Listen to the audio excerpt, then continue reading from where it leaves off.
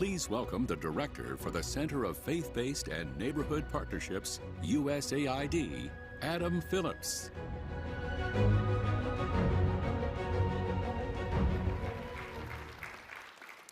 Good morning, everyone.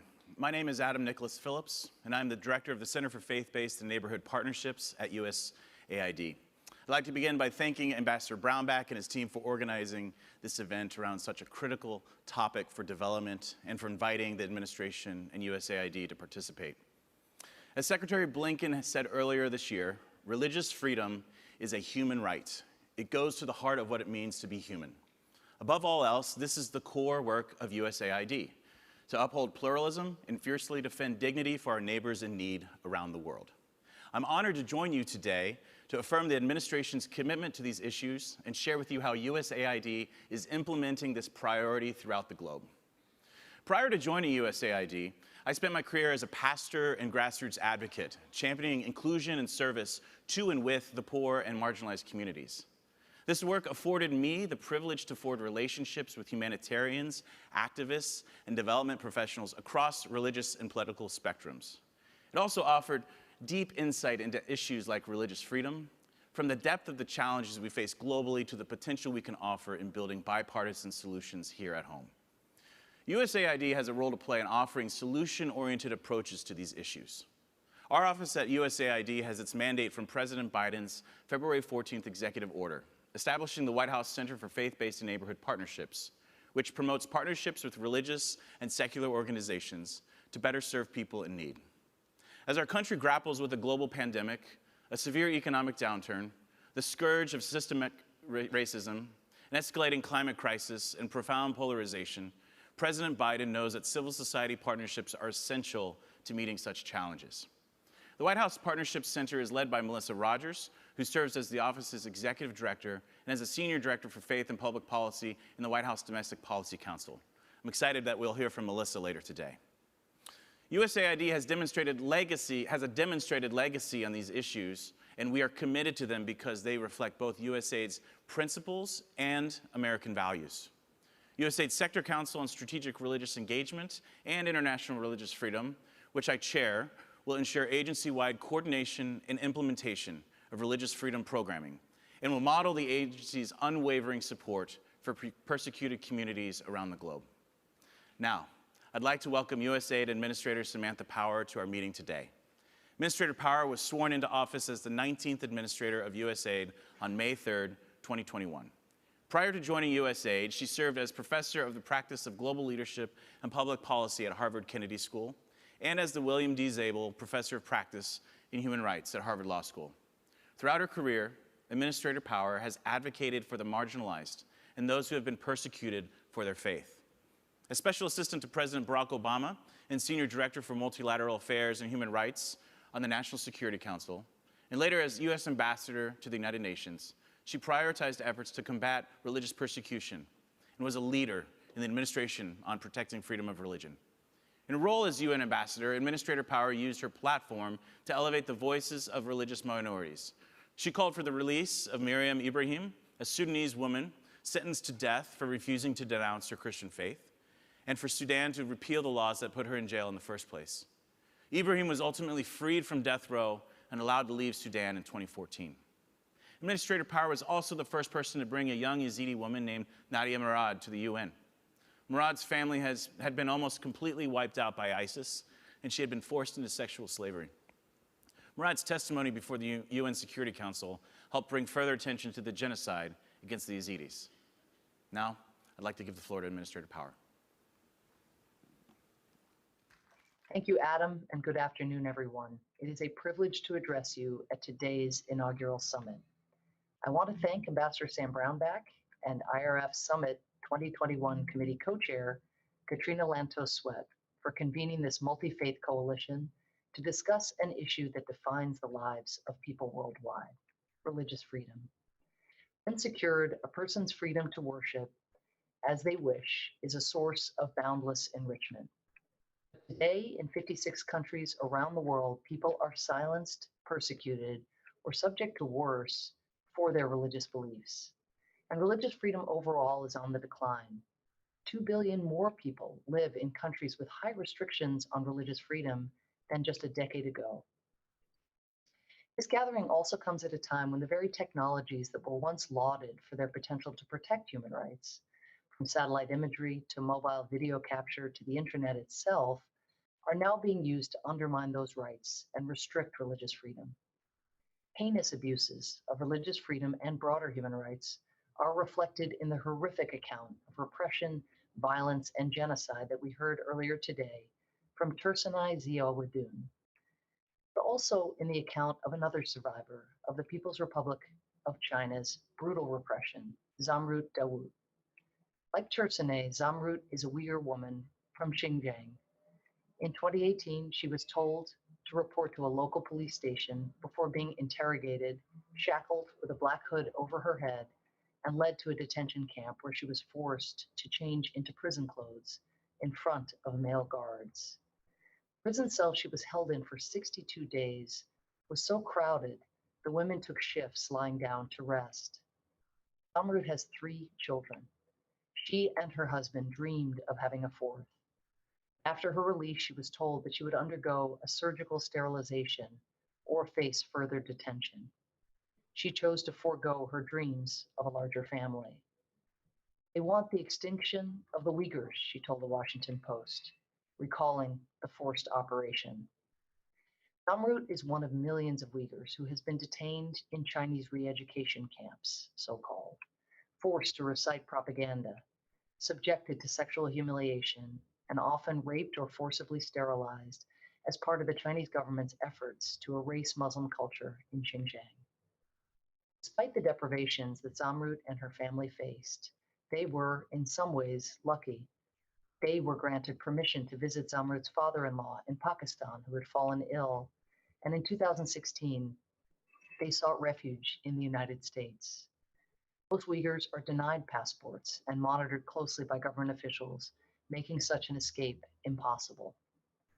It is difficult and heart-wrenching for survivors like Zamrut and Tursunay to share their experiences with the world, and it is dangerous to be outspoken about the abuses endured by their people.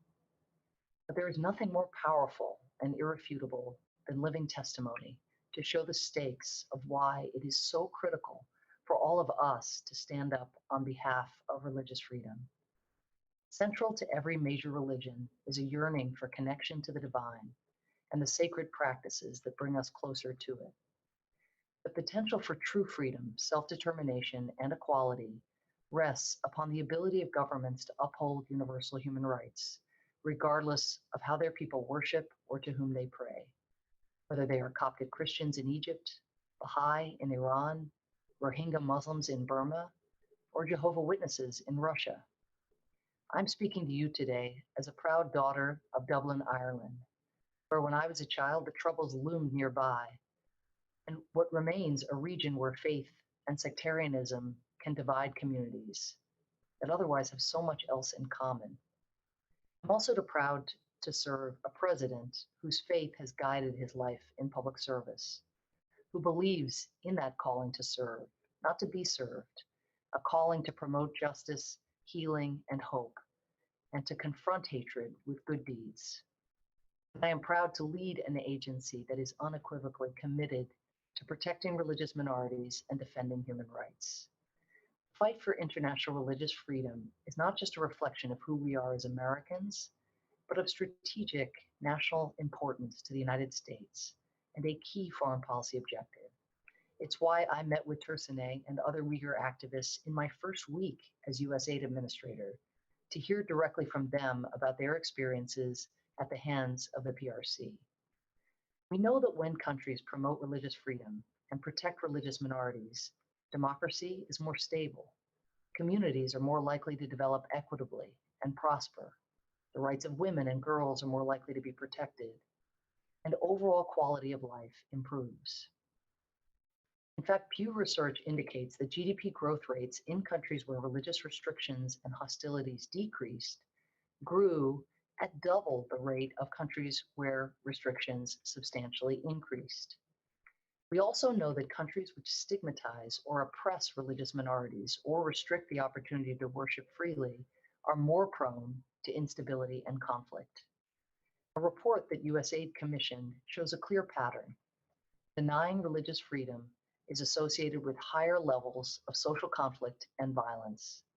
In fact, countries with high government restrictions on religion are more than twice as likely to witness social conflict as those with low or no restrictions. Whether in China, Burma, Russia, Iran, Saudi Arabia, or Israel, the West Bank, and Gaza, the United States has made clear that lasting peace will require freedom of worship and access to holy sites and places of worship for people of all faiths. It is especially urgent that we address religious freedom today, as COVID-19 has given further cover to repressive regimes to abuse human rights. Governments have taken sweeping actions to control the spread of the virus, restricting in-person gatherings, including religious gatherings. Some restrictions were, of course, necessary, but the U.S. Commission on International Religious Freedom's annual report revealed that already marginalized religious minorities faced even greater levels of stigmatization, harassment, and discrimination, as they were often accused of causing or spreading the virus. I know that there are those who see religious freedom as first amongst rights, and others who seek to defend religious freedom, belief, and conscience as part and parcel of a comprehensive commitment to human rights. What has become even more clear in the past year is that religious freedom is only as secure as its co-equal rights. The freedom to speak freely, to assemble and associate freely, to advocate your cause to political leaders, and to live free from slavery or torture. These rights, these principles are interdependent.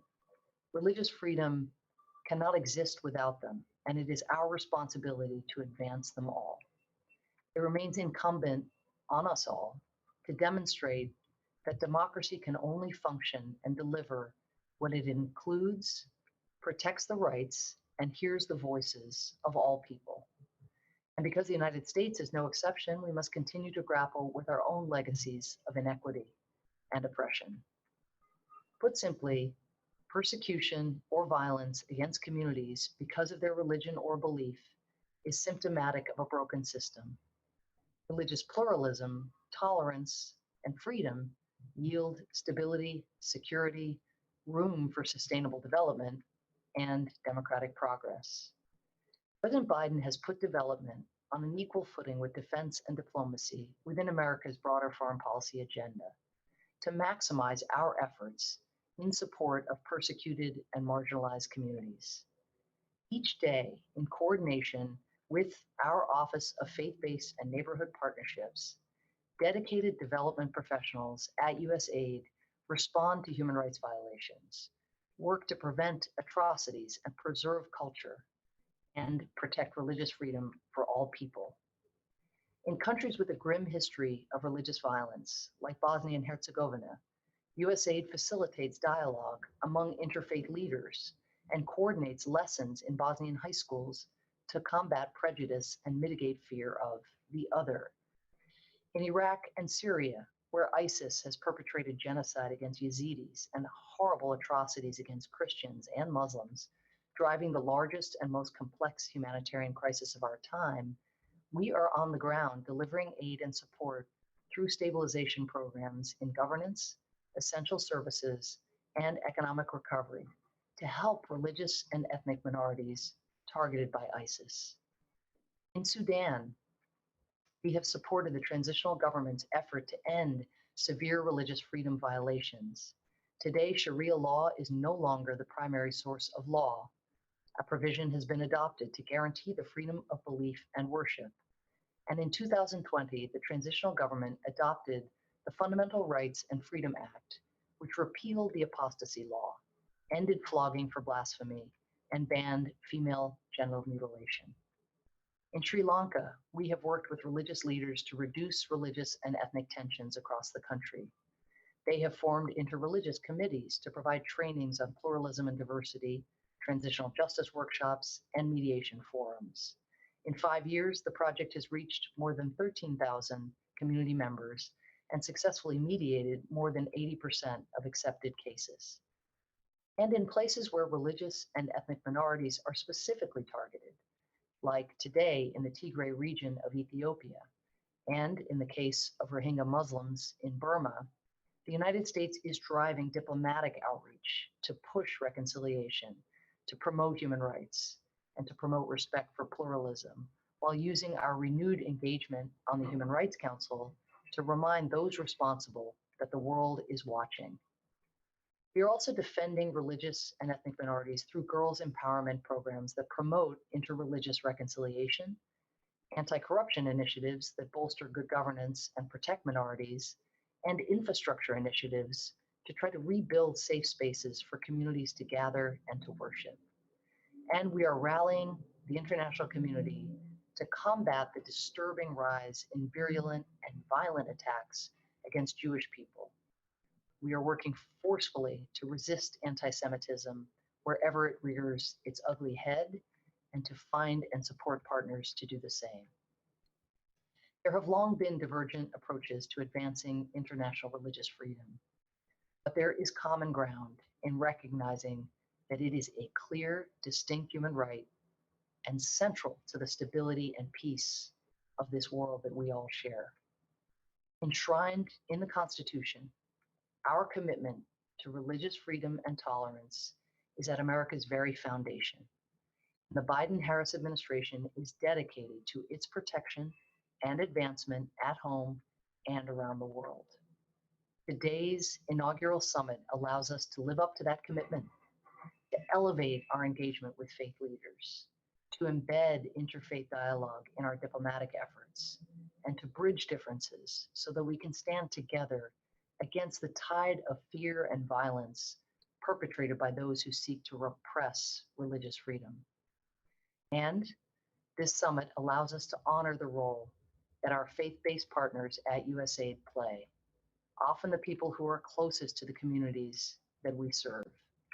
They don't just embrace the idea that every person has equal worth and individual dignity, regardless of their religion. They help advance that dignity in concrete ways every day. And they work to allow those communities a chance to live, love, speak, and pray freely. Going forward, we will keep standing for religious freedom around the world. We will remain humble and grateful for the freedoms we cherish here at home, and pray that through God's grace and wisdom, we have the capacity to affirm dignity and to secure freedom for more people around the world. It's been an honor to be with you. I thank you for all you're doing. Let us work together on this vital cause. Thank you so much.